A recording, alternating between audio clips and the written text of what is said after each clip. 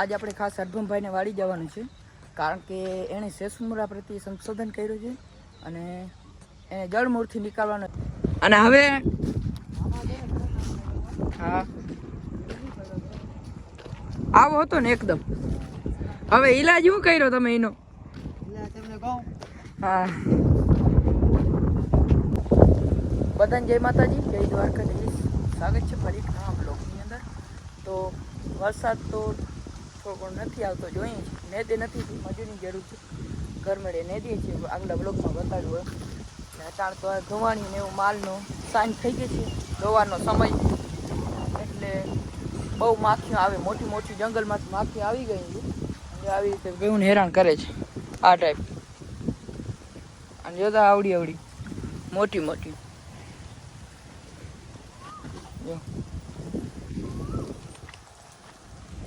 એટલે આપણે ધોવાણી કરવાનું ચાલુ છે આપણે ધોણી દુખાવશું એટલે બધાને ઠંડારક થઈ જાય માખી ચોટે નહીં એક જ છે એક ડીડોથી નાખે અને આખા ધોવાણી સારી બધા માટે તો આગળ લોકો દુખાવી નાખી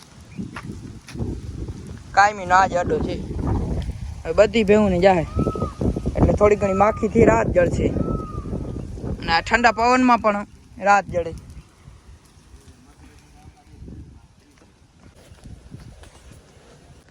આજ આપણે ખાસ અર્ભમભાઈને વાડી જવાનું છે કારણ કે એણે સેસમુરા પ્રત્યે સંશોધન કર્યું છે અને એને જળમૂળથી નીકાળવાનો ઈલાજ કીધું છે મને કીધું ખેમરભાઈ મુલાકાત કરજો હું તમને કહીશ પ્રાઇવેટમાં પણ આપણે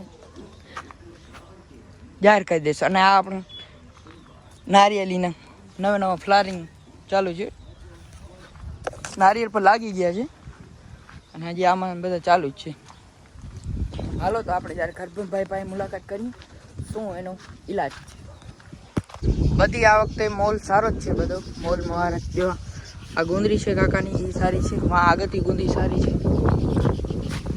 બાકી માંડવી બધી સારી છે જ્યાં જોઈએ અહીંયા પાક સારા છે ટાઈમ વરસાદ થાય છે એના માટે આપણે આવી ગયા છે અર્ભમભાઈની મુલાકાતે જેને સેસમુરાનું જળમૂળથી નિકાલ કર્યું છે 2 વીઘામાં સેસમુરો એકદમ સેમર થઈ ગયો હતો હવે એને હાવ સેસમુરો નાબૂદ કરી નાખ્યો છે વાડીમાંથી બાકી એના ઢગલા તમને બતાડું છું કેટલા થયા અર્ભમભાઈનો આપણે ઇન્ટરવ્યૂ લીધી છે અર્ભમભાઈ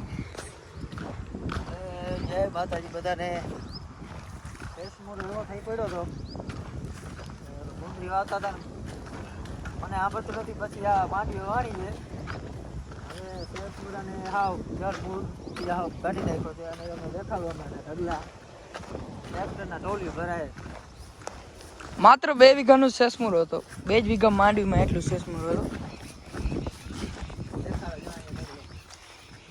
શરૂઆત હે નહીં હા શરૂઆત આ તો ખાલી હે આનો પડ્યો થોડું ઘણું અહીં છે થોડી બાજુ હા પેલા ગોળી બાજુ નાખી દીધો હે બેહુના પેટમાં ગયો કાંઈક બેહું ખાઈ ગઈ કેટલાને બારી બાંધી દીધી પલકની પછી અહીંયા દેખાડો અમારે છૈયા બહુ થયા છે છૈયા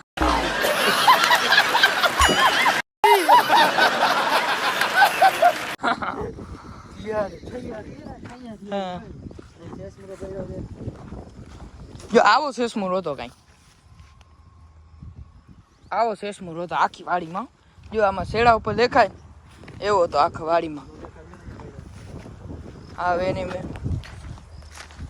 રામબાણ ઉપાય કરીને કેવી દવા મારી બધું એક ફેરો શેડા ઉપર વીયું ગયું આ તો કાંઈ સીમા નથી આમાં ટોલી ઠાલવી હું ભાઈ હા ટોલીઓ ડાયરેક્ટ આ છે ને જો આટલો ગોઠણ સુધી થપ્પો થઈ ગયો હજી તો આમાં જો ઓહો ભાઈ ખાલી આપણે જોઈએ ને ભીડ એટલે એમ થાય ભાઈ આ શું કરીએ આ જો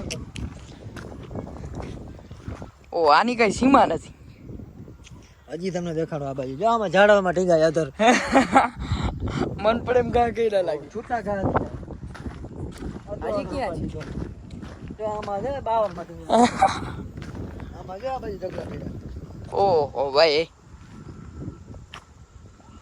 ખાલી 2 વીઘાનો હતો એમ હા આગો કરી લીધો તમે મોરે અને હવે હા આવો હતો ને એકદમ હવે ઈલાજ શું કર્યો તમે એનો એટલે તમને કહું હા બે રિક્ષા ઉતારવા પડે, બે રિક્ષા. અહીંયા ચોખ્ખું થાય. બે વિકમ બે રિક્ષા મળે.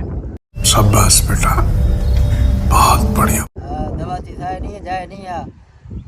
જો આ દવા મારેલ છે નથી ગયો. જો આ દવા મારેલ છે આમાં. આમાં સૈયા નથી ગયો. સૈયાની ખાલી બૈરી જ છે. जली ना तेरी भी जली બાકી આવ ચોખ્ખો હો.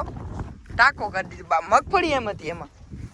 મગફળીયામાં છે ને મને ખબરતું નથી. હા મને 25-26 વર્ષ થયા હે. હા મને ખબરતું નથી તી પછી આ પહેલી વાર મગફળી વાવવાની છે આમાં. હમ ફૂલ મારો